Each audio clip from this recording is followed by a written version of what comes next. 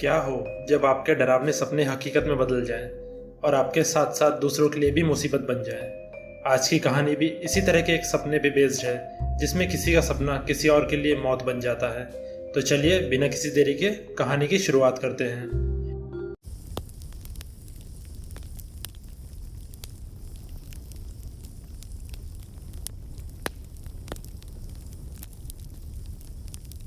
कहानी की शुरुआत में एक आदमी दिखाया जाता है जिसके हाथ में गन होती है। वो आदमी काफी डरा हुआ होता है।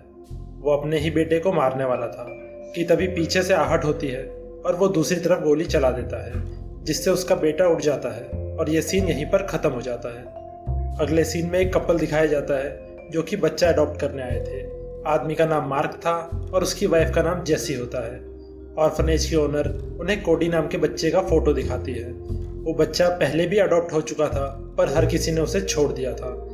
फिर वो दोनों घर आ जाते हैं। अगले सीन में एक काउंसलिंग क्लास चल रही होती है। उसमें जेसी कहती है कि हम एक बच्चा अडॉप्ट कर रहे हैं। इस क्लास में सब लोगों को कुछ ना कुछ परेशानी होती है। जेसी को इंसोम्निया था। उसी रात जेसी अपने ऊपर वाले कमरे के बाथरूम में जाती है और उसे विजन्स आते हैं कि कैसे उसका बच्चा उसी बाथटब में डूब गया था। अगले दिन ऑर्फनेज की ओनर उस बच्चे को उनके घर लेके आती है। इस बच्चे का नाम कोडी था। घर के अंदर जाते ही कोडी उस तस्वीर को देखता है जिसमें उनके पहले बच्चे की फोटो होती है। रात में जेसी कोडी को उसके रूम पे सुला के चली जाती है। अगले दिन मार्क कोडी को स्कूल छोड़ के आता है। कोडी जब नहा रहा था तब जेसी उसका बॉक्स चेक करती है। उसमें नींद न आने की टैबलेट्स मिलती हैं और रात में जेसी कोडी से उनके बारे में पूछती है तो कोडी कहता है कि एक मॉन्स्टर सोने के बाद सबको खा जाता है, इसलिए मैं नहीं सोता हूँ। उसी रात जब वो दोनों टीवी देख रहे होते हैं तब उनके रूम में बटरफ्लाइज आती हैं। उनमें से एक बटरफ्लाई जेसी को काट लेती है। मार्क एक फ्लाई को ग्लास में पकड़ लेता है, पर जैसे ही जेसी दरवाज़ा बंद करती है वो फ्लाइज गायब हो जाती हैं। उसी रात जब जेसी मेडिसिन के लिए उठती है तब उसके पीछे कोई खड़ा हुआ था, पर जैसे ही वो मुड़ती है वहाँ कोई नहीं होता। डर के मारे उसके हाथ से ग्लास छूट जाता है और वो देखती है कि कोडी वहाँ से भागता हुआ ऊपर जाता है, पर जब वो उसके कमरे में जाती है तो वो सो रहा था। अगले दिन जेसी अपने काउंसलर को बताती है कि उसने अपने बेटे शॉन को देखा, पर काउंसलर उससे कहता है कि ये सब इंसोम्निया की वजह से है। It was a waking dream. अगले दिन कोडी मार्क से शॉन के बारे में पूछता है। मार्क बताता है कि वो हमारा बेटा था।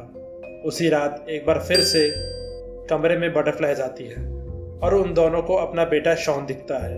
वो दोनों उसके पास जाते हैं, but all of a sudden वो गायब हो जाता है और उसी वक्त कोडी भी नीचे आ जाता है।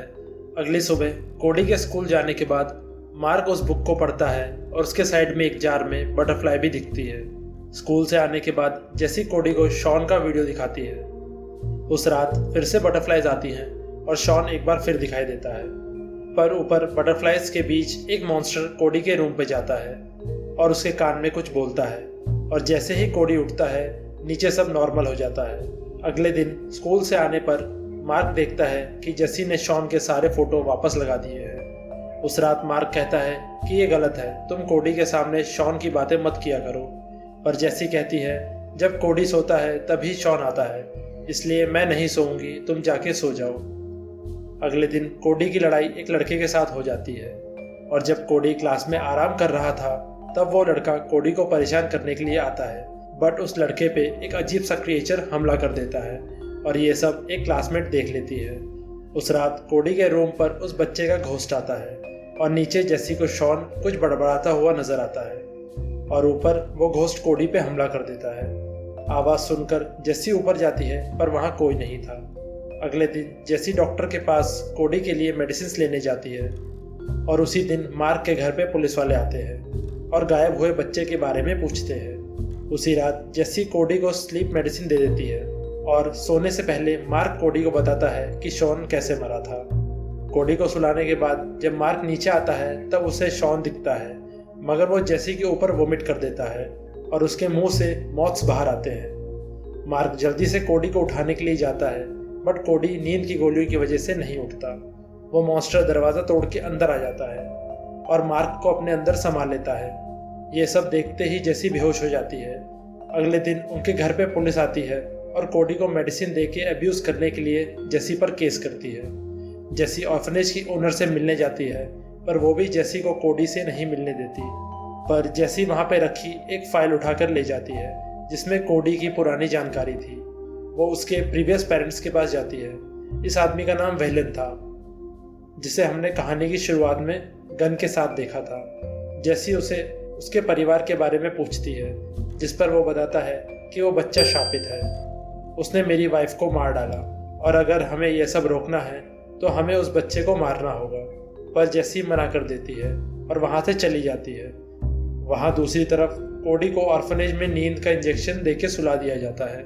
इसका मतलब अब कुछ भयानक होने वाला था, क्योंकि जब जब कोडी सोता है तब तक वो मॉन्स्टर जाग जाता है। जेसी रात को ऑर्फनेज जाती है, जहाँ वो देखती है कि वहाँ की ओनर किसी जाल जैसी चीज़ में जकड़ी हुई है।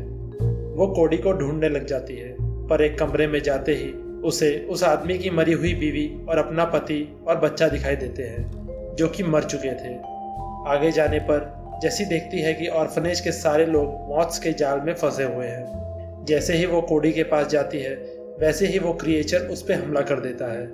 पर वो जैसे ही उसे एक कपड़े से बने बटरफ्लाई को दिखाती है, वो मॉन्स्टर रुक जाता है और जेसी उसे गले लगा लेती है और वो मॉन्स्टर धीरे धीरे कोडी में बदल जाता है और जेसी कोडी को लेकर वहाँ से चली जाती है। घर आते ही जेसी कोडी को उसकी असली मॉम के बारे में बताती है और बताती है कि उसकी मॉम की डेथ कैंसर के कारण हुई थी, ना कि किसी मॉन्स्टर की वजह से।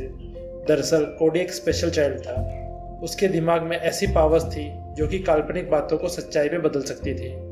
इसलिए जब कोडी सोता था तो उसका दिमाग मॉन्स्टर को जन्म देता था। तो दोस्तों, आपको ये कहानी कैसी लगी? Do let us know in the comment section below. और इस वीडियो को लाइक, शेयर और सब्सक्राइब करना ना भूलें। Till the next video,